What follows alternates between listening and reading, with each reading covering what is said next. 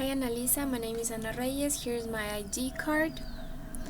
I'm going to talk about food addiction. I chose this topic because this semester I had to take a psychology class and a nutrition class, and we saw a documentary called Fed Up, and I was really motivated to do this topic because some people don't know that food addiction is an actual disease, so I decided to talk about it. Let's start. Food addiction. What is food addiction?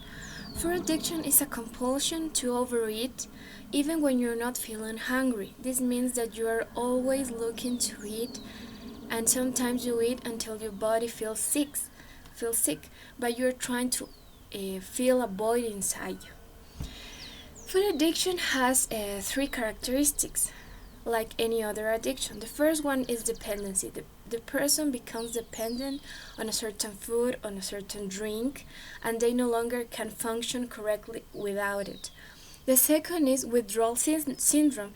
It means that when you don't have that kind of food, you start to feel sick, you start to shiver, you have headaches, and you need that food to function on your everyday basis. And the other is tolerance. It means that you may at first just want a little bit of that food, but with time the amount increases and you need more and more every time. The addictive process is this. First, you want to feel different. It means that either you're sad or you're in a party and you just want to have fun, or you're trying to fill a void or a traumatic event and you start using the food for feeling good. The second is loss of control. You start losing control of what you eat. You can no longer control your hunger and you start overeating. The third one is obsessive concern. You concern every day and every night on when you're going to eat, when you're going to get that food, how you're gonna get it. The fourth is temporary satisfaction. It means that for a moment, for that instant that you're eating, you're content, and you think that you're going to be okay. But that moment is really short, and then you have negative outcomes, like you lose friends, you spend all your money in food, and you gain weight. History. I'm going to talk about a little bit about the history of food addiction. In 1956, a physician in the United States used for the first time the name of food addiction. It was a really controversy because back then nobody knew this was a disease. In 1960, they started to look at food addiction and they created a group called Overeaters Anonymous, even though this doesn't have a scientific base. In 1980, they started to make some tests and they found out that chocolate has caffeine and theobromine, and these two can be addicted to the human brain. In 1990, they started to notice that bulimia nervosa and anorexia nervosa have the same symptomatics in the brain that a person that has food addiction. And in the 2000s, they start making lab experiments with rats, and they discovered that cocaine and sugar have the same effect on the brain. So these experiments demonstrated that sugar is in fact an addictive substance.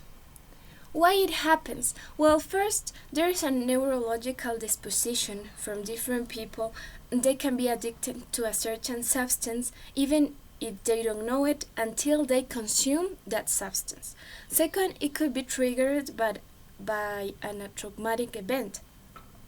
It means a loss of a person, a terrible accident, a breakup, and nowadays, the food industry is adding more and more flavors and sugars to different foods so that you become addicted. And that is actually proven. Now, we have to make a differentiation from three different type of food consumers. The first one is normal obese consumers. That means that you are fat, but you're happy. You're just lazy and you don't want to do exercise and you eat normally, but you are overweight. The second is emotional eaters. In these groups, there are the persons who have anorexia nervosa and bulimia nervosa, and these are people that are immature emotionally, so they eat to control their emotions. But the third one, and the ones we're talking about, are obese and addicted to food. This means that they have reached the cycle of addiction. They can no longer be normal consumers of food. They never feel full, and their problem is also psychological, not only physical with the obesity. There's Yale made a scale called the Yale Food Addiction Scale. It was made in 2009, and this measures the food intake patterns of people. It consisted first of 21 or 25 questions, then they reduced it to 9 questions, and they also made a scale for children so they can measure how you're consuming food, why are you consuming it, and then they can determine if you are in fact a food addicted person. And finally, treatment. And as any other addiction, treatment is for life.